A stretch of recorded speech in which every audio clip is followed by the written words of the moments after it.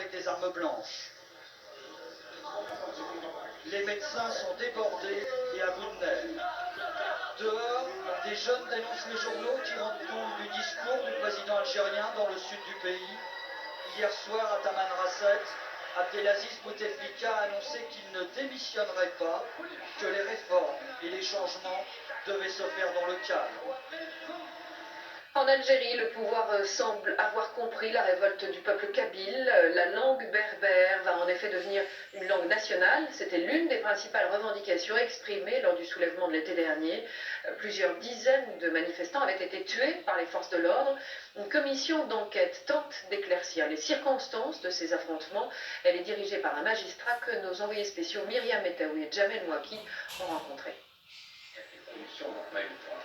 Bouhandi Saad est en colère. Juriste international, il dirige la commission d'enquête sur les événements de Kabylie. Et voilà que la presse algérienne doute de son indépendance et de l'aboutissement de son travail. Pourtant, Issad et son équipe viennent de rendre un rapport qui n'épargne pas les autorités.